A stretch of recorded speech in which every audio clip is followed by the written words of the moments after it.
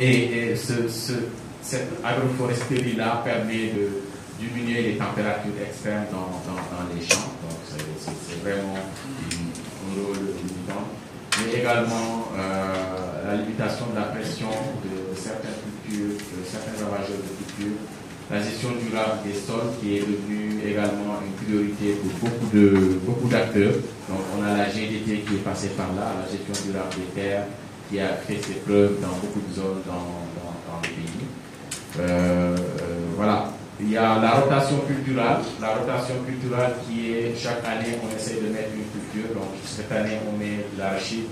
L'année suivante, on met le riz pour permettre aux cultures de vraiment profiter des résidus de la culture précédente et de profiter également de la richesse du sol, de la faune du sol, pour permettre un développement important de la culture.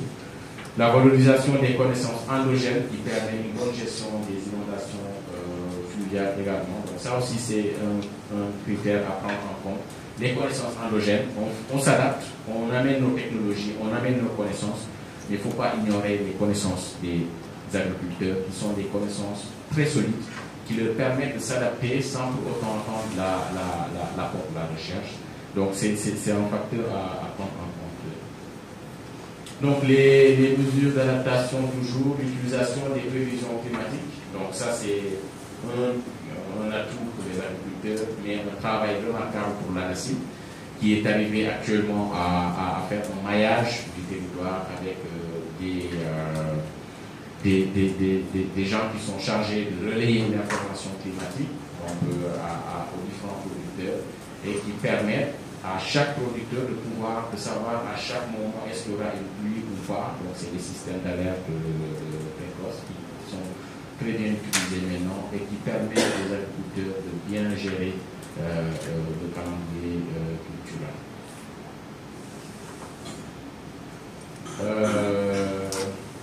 Voilà, sur les documents politiques, je continue toujours sur les documents.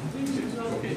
Donc sur les documents politiques, il y a beaucoup de documents qui ont été élaborés sur le domaine agricole, sur les aspects agricoles depuis un certain moment. Donc, la politique agricole de 1980, la nouvelle politique agricole de 1985 à 1994 qui a été élaborée.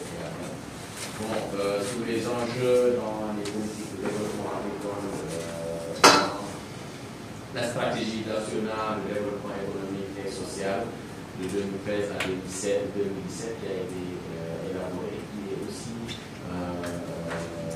utilisée dans les stratégies d'adaptation.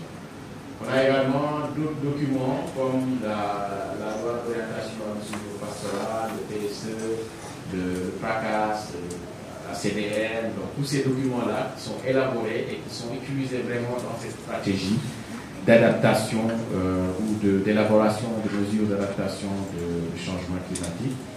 Mais il faut savoir qu'il y a des difficultés d'intégration de ces changements climatiques dans la planification et de la budgétisation de la plupart des activités. Donc, et parmi les principaux facteurs qui peuvent influencer la mise en œuvre et la gestion de l'adaptation au risque climatique dans les politiques publiques, on a cette faible implication des parties prenantes souvent, qui est une limite, qui fait que souvent on peut bien élaborer un programme, on peut bien budgétiser, mais au niveau de la pratique, il y a un manque d'appropriation qui est souvent une limite par les parties prenantes. Il y a également l'insuffisance des ressources financières et la faiblesse de la mobilisation des moyens financiers, ce qui constitue une contrainte pour mener à bien les actions de gestion de risque. Donc heureusement maintenant il y a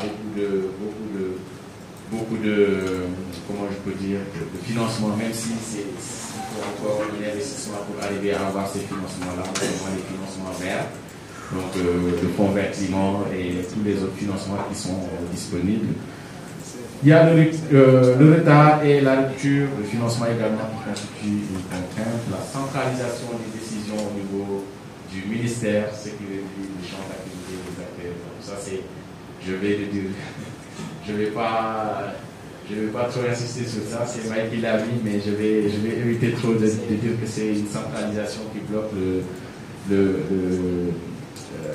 champ d'activité des acteurs au niveau des régions.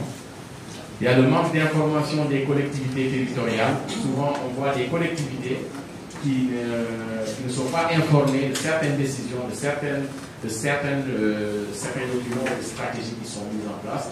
Et quand on arrive avec un projet, on est bloqué souvent parce qu'eux, ils n'ont pas reçu l'information. Donc, c'est important et c'est vraiment un frein à la mise en œuvre de cette stratégie d'adaptation. Il y a l'insuffisance technique pour l'élaboration des projets de changement climatique.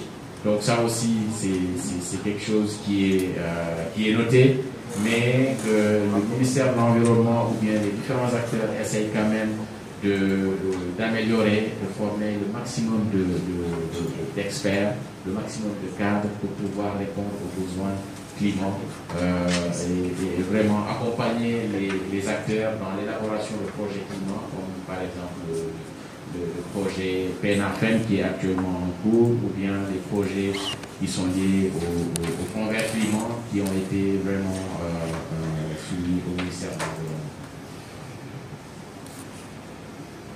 Voilà.